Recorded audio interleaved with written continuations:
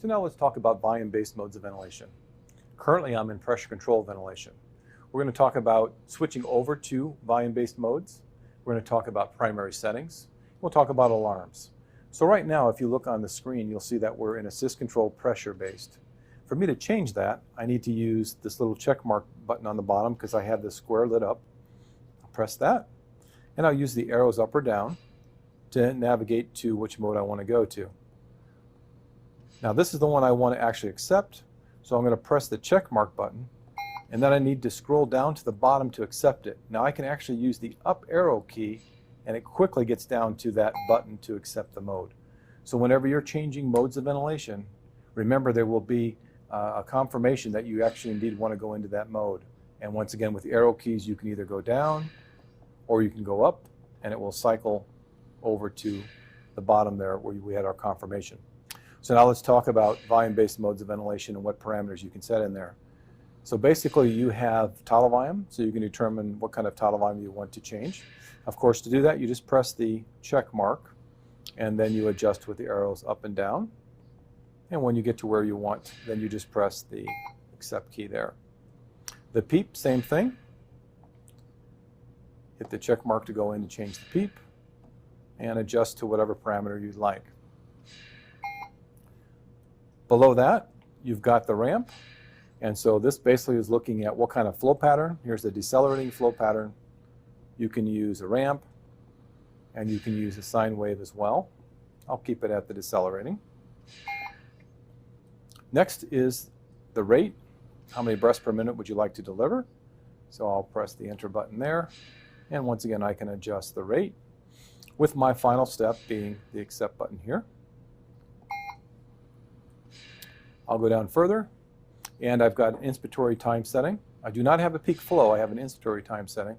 So once again I'm going to press the check mark button, and I'll determine what kind of inspiratory time I want to have. Then I've got my sensitivity setting right below that. This is my iSense. And for a pediatric patient, you're usually talking 0 or 1, maybe 2. For an adult, it could be either 2 or 3. So just to change it, I'll go ahead and increase it up 1. Okay. And once again, when a patient is actually triggering, you will see a little dot right to the right of the IE ratio. And then you also have the ability to set size. So if you want to set size, then you have the ability to determine what kind of side tidal volume you want to deliver in terms of multiplication of the tidal volume, as well as the psi rate. If you don't want the size, then I simply hit the enter key. It says yes right now.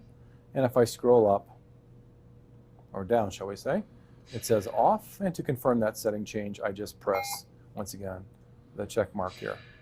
So I've done all of my primary settings for AC volume control. This is basically what the current settings are. This is the patient data information right here. This is my display of my pressure bar. This lets me know I'm doing relative pressure. And then I'm going to go down to preferences. So if I go down to preferences,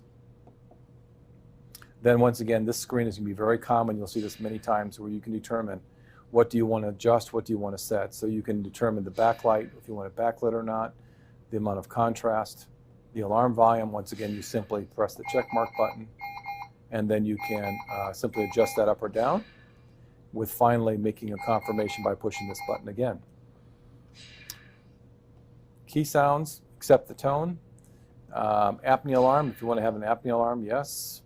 Disconnect alarm, how many seconds? So if I want to adjust how many seconds, I can do that. I'll press the check mark button here.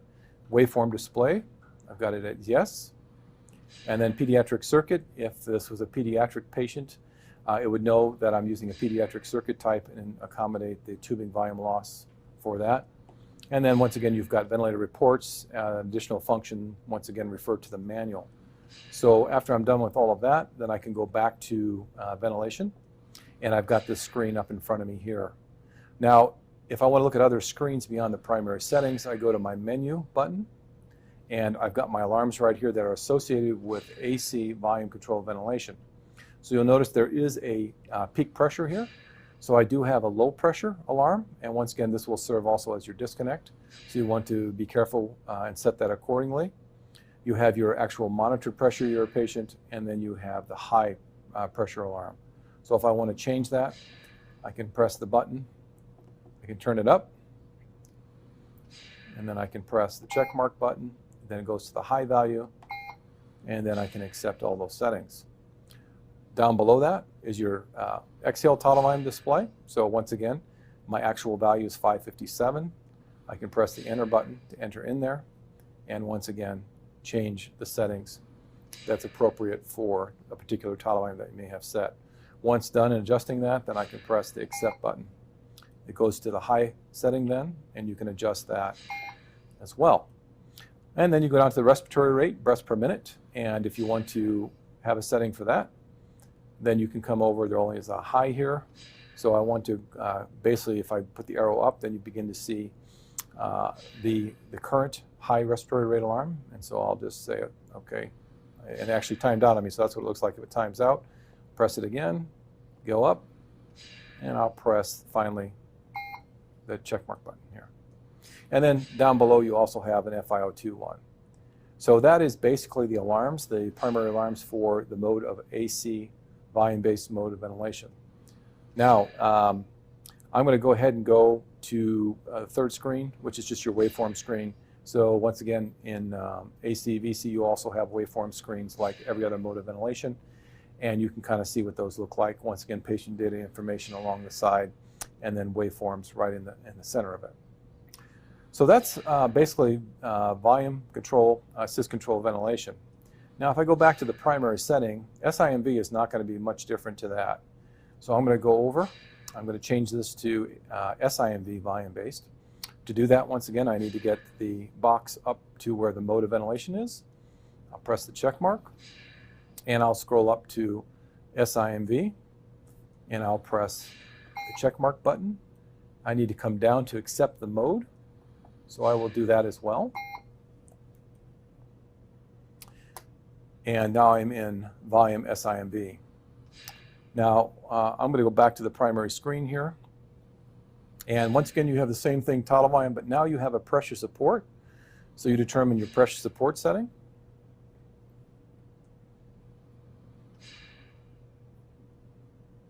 You can adjust that. Do I want any PEEP? I say yes. When you switch from one mode to another, it does not carry over the settings. So make sure you check every one of these settings as you go over. So we had PEEP before, and you lose your PEEP once again as you change your mode ventilation. So don't assume that. In this mode, because we have pressure support, you do have a rise time. And in terms of the rise time, basically, 1 is the fastest. So that would rise up the fastest, and you can see the little square there. And as you get toward 4, that'll be the slowest. So 1's the fastest, 4 is the slowest. Then you have obviously your respiratory rate. You have your inspiratory time. Once again, that adjusts your basically based on your total volume. As you decrease that down, your flows will go up. So you adjust that. Then your sensitivity. Once again, you'll set that maybe for an adult somewhere between 2 and 3 as a starting point.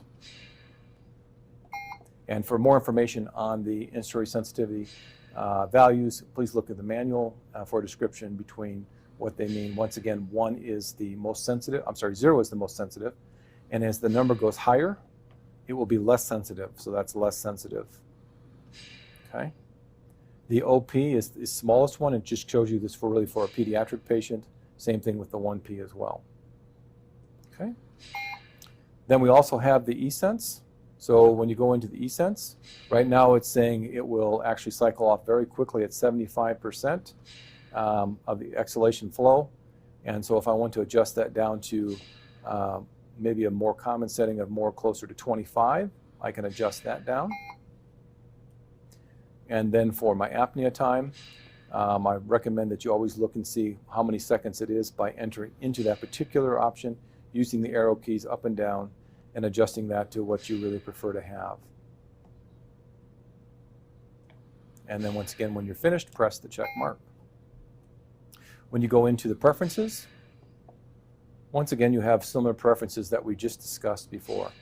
So make sure you click through all those and make sure that you adjust those as indicated for your preference. So that really is AC volume control as well as SIMV volume control ventilation. Those are the primary settings, those are the alarms, those are the preferences that you should always look at when you're thinking about settings in a volume-based mode of ventilation.